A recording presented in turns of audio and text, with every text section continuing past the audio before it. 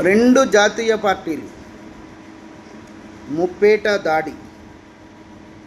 తెలంగాణ అభివృద్ధి పదంలో ఉన్న తెలంగాణ ఓర్వలేని ఉత్తర దేశ పాలకుల అడుగులకు మడుగులెత్తుతున్న దక్షిణాది జాతీయ పార్టీల నాయకులు.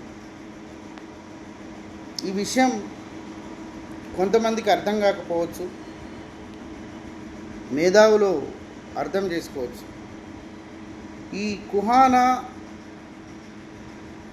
రాజకీయ నాయకులు, జాతీయ పార్టీ రాజకీయ నాయకులు తెలంగాణ ఒక ప్లేస్కి వచ్చిన, తెలంగాణ అభివృద్ధి చెందిన, దేశాన్ని మించిన జీడిపిని తెలంగాణ సృష్టించుకోగలిగిందంటే అది తెలంగాణ గొప్పతనమే.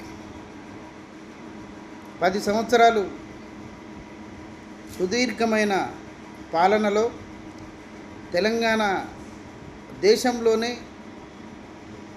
అగ్రగామిగా అభివృద్ధి చెందుతున్న రాష్ట్రాలలో ముందుకు దూసుకుపోతున్న తరుణంలో రెండు జాతీయ పార్టీలు లోపల కుమ్మక్కై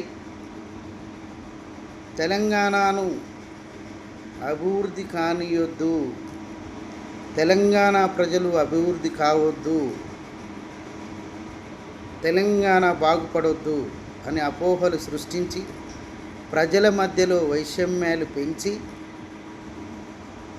తెలంగాణ అభివృద్ధి పదంలో తీసుకుపోతున్న నాయకుల మీద అపోహలు సృష్టించి ప్రజలను మోసపుచ్చి మోసపూరితమైన వాగ్దానాలతో ఇలా తెలంగాణ ఏ పొజిషన్లో ఉందో, తెలంగాణ ప్రజలు పడుతున్న అరిగోసలు ఏందో మేధావులు కూడా ఇంతవరకు మాట్లాడకపోవటం దురదృష్టకరం.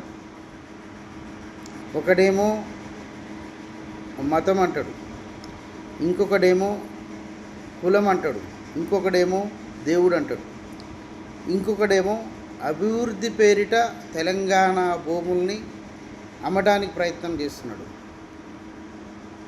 ఢిల్లీకి మూటలు మోయటం కోసం తెలంగాణ ప్రజల రక్తాన్ని పీల్చి పిప్పి చేసి తెలంగాణ ఆదాయాన్ని గండికొట్టే ఎన్నో ఆలోచనలు చేసి తెలంగాణను ఆర్థికంగా బలహీనపరచాలనే కోణంలో మైకు ముందుకొచ్చి ఊకదంపుడు ఉపన్యాసాలు మాత్రమే చేస్తారు, కానీ లోపల చేసే అన్ని కుట్రపూరితమైన పనులు. ఈ విషయం తెలంగాణ ప్రజలకు అర్థం కావట్లేదు. దాదాపు 50 ఏండ్లు పరాయి పాలనలో మగ్గినం. పరాయి పాలన పోయిన తర్వాత రెండు జాతీయ పార్టీలు కలిసి, పైన వాడు అధికారంలో ఉన్నాడు, కింద వీడు అధికారంలో ఉన్నాడు. వాడు ₹1 పైనుంచి తీసుకురాడు, కిందోడు ఇక్కడున్న పైసను తీసుకుపోయి పైన పంచుతాడు. రెండు దొందే. ఈ విధంగా తెలంగాణ నాశనమైపోతుంటే కొంతమంది తమ యొక్క స్వార్థ ప్రయోజనాల కోసం వీళ్లకు చప్పట్లు కొడుతూ, వీళ్ళకు అడుగులకు మడుగులెత్తుతూ తెలంగాణ సర్వనాశనానికి కారణమవుతున్న ఈ నాయకులకు బుద్ధి చెప్పే రోజులు దగ్గరలోనే ఉన్నాయి. ప్రజలారా, తస్మాత్ జాగ్రత్త.